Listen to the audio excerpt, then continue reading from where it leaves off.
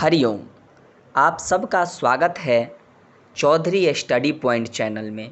मैं अभिषेक कुमार आज आप लोगों के लिए बड़ा ही रोचक विषय संस्कृत में लेकर के आया हूँ, जो सभी प्रतियोगी परीक्षाओं के लिए बेहद ही लाभदायक होंगे।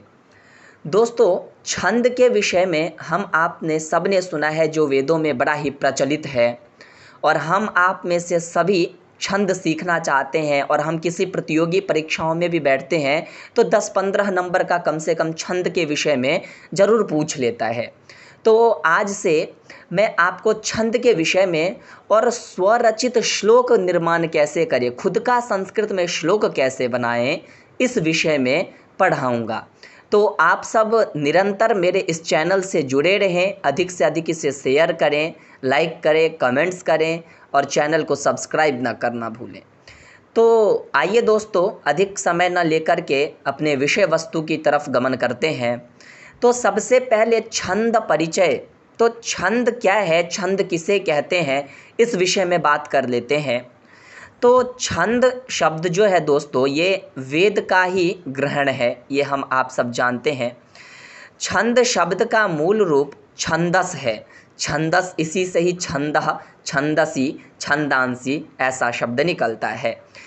इसके शाब्दिक अर्थ दो होते हैं। छंद शब्द के शाब्दिक अर्थ, एक तो आच्छादित करना या फिर एक आह्लादन करना।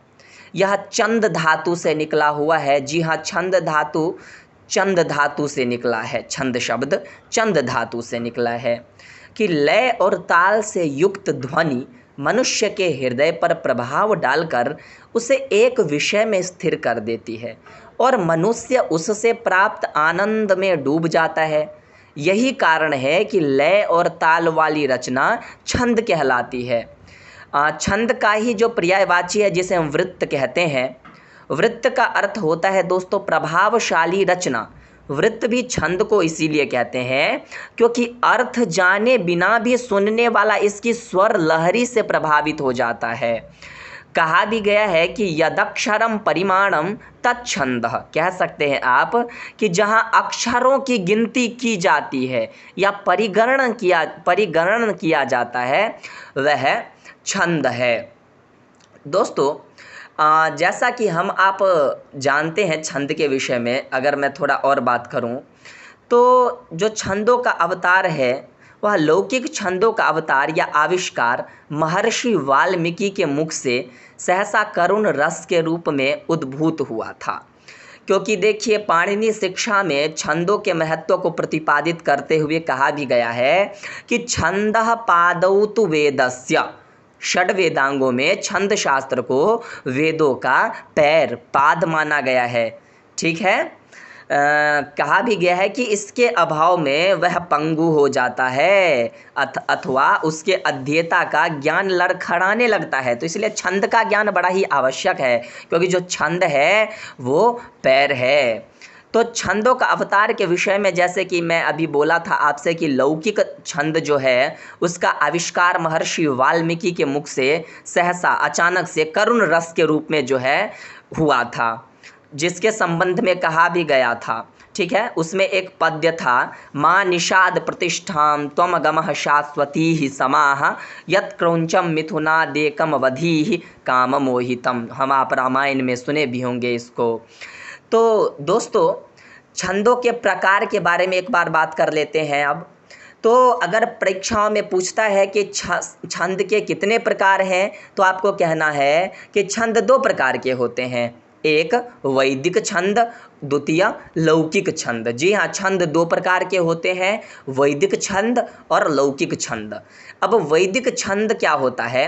वैदिक छंदों में लघु गुरु की गणना के बजाय, यानी कि इस छंद में लघु और गुरु की गणना नहीं की जाती है, इसमें अक्षर या पादों की गणना की जाती है कि कितने अक्षर हैं, कितने पाद हैं। वेद में प्रमुख रूप से 7 छंदों का प्रयोग मिलता है। जी हाँ, वेदों में 7 छंदों का प्रयोग मिलता है। यानी कि कोई पूछ दे कि संस्कृत में कितने वैदिक छंद हैं, देखिए छंद दो प्रकार के हुए, लौकिक छंद और वैदिक छंद। अब वो वैदिक छंद कितने प्रकार के हैं? तो वैदिक छंद 7 प्रकार के हैं। कौन से? गायत्री छंद। जी हाँ, इन सातों को नाम याद कर लीजिए, 5 नंबर का पूछा जाता है। गायत्री छंद, औष्णिक छंद, अनुष्टुप छंद, बृहति छंद, पंक्ति छंद, त्रिष्टुप छंद और जगती छंद। ठीक है, ये 7 प्रकार के जो छंद हैं ये आपके लौकिक छंद कहलाते हैं। ठीक है, अब वैदिक, क्षमा करें, ये 7 प्रकार के छंद आपके जो अभी मैंने गायत्री, त्रिष्टुप, अनुष्टुप इत्यादि 7 छंद बताया, ये सातों जो हैं वैदिक छंद हैं। ठीक है, अब बात कर लेते हैं लौकिक छंद। हमने छंद के 2 प्रकार पढ़े थे, वैदिक पे हमने कर ली बात, अब लौकिक छंद पर बात कर लेते हैं। लौकिक छंद 2 प्रकार के होते हैं। पहला मात्रिक छंद, जिसे आप जाति छंद भी कहते हैं, और वार्णिक छंद, जिसे आप वृत्त छंद भी कहते हैं। ठीक है, अब देखिए दोस्तों, मात्रिक छंदों में मात्राओं की गणना के आधार पर छंद का निर्धारण किया जाता है। जैसे कि नाम से ही पता चल रहा है कि मात्रिक छंद, मात्राओं का छंद, जहाँ पर मात्राओं के गणना के हिसाब से कि यहाँ 20 मात्राएं, यहाँ इतनी मात्राएं हैं, मात्राओं के आधार पर छंद का निर्धारण किया जाए, उसे मात्रिक छंद कहते हैं। दूसरा नाम था वार्णिक छंद। वार्णिक में जैसे कि वर्ण से, वार्णिक कहने से ही वर्ण का बोध हो रहा है, तो वार्णिक छंदों में वर्णों को गण बनाकर छंद का निर्धारण किया जाता है। वार्णिक छंदों में वर्णों की संख्या निश्चित होती है और इनमें लघु दीर्घ का क्रम भी निश्चित होता है, जबकि मात्रिक छंदों में इस क्रम का होना अनिवार्य नहीं है। यानी कि साधारण सा है, मात्रिक छंद में मात्रा को देख करके और वार्णिक छंद में वर्णों को देख करके। ठीक है, तो आशा करता हूँ दोस्तों इतना आज के लिए काफ़ी होगा और आप लोगों को समझ भी आया होगा। अब मैं इस पर जो है बाकी की चर्चाएं कल करूँगा। ठीक है, तो आप आज के वीडियो में इतना ही। तब तक के लिए बने रहें। धन्यवाद।